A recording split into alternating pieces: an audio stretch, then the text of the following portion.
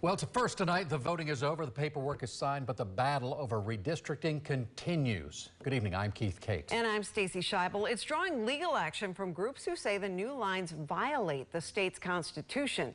News Channel 8's Jack Royer joins us. He is on Ulmerton Road in Pinellas County, where the lines were just redrawn. Jack? Stacey, Keith, good evening. I'm standing in District 13 here just off of Ulmerton, but if I take a few steps down this sidewalk, now I've crossed into District 14. This was one solid district just yesterday. As of now, it's right on the new line, and that is drawing new legal scrutiny tonight. The governor put forth a map that diminishes Black representation in Congress by nearly 50%. That allegation from some Democratic lawmakers is prompting new legal challenges against Florida's redistricting plan.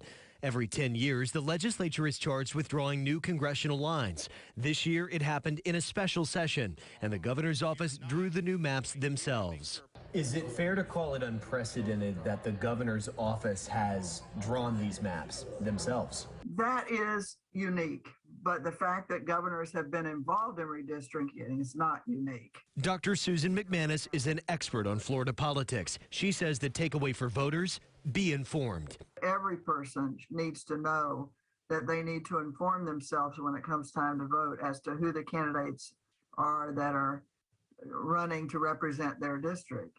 Until today, Pinellas and Hillsborough counties were separate districts. Now the map splits St. Pete in two, converging districts 13 and 14 in the middle of what used to be one. The League of Women Voters and other groups are suing over the new maps. In a statement, the league says the new districts directly harm Black voting power established by Florida Supreme Court and harms every citizen in the state regardless of race. But it seems not every voter is paying attention that closely. I really haven't thought a lot that, I'm thinking right now about inflation, making sure we're taking care of our family, protecting our country. But opposing lawmakers are. I believe that he is attempting to set up a challenge, a legal challenge to the Federal Voting Rights Act, and he won't be satisfied until that act is overturned. Splitting districts and opinions on a hot-button issue.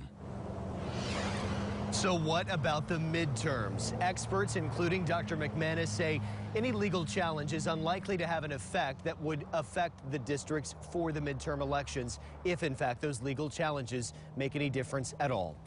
Live in Pinellas County tonight, Jack Royer, 8 on your side.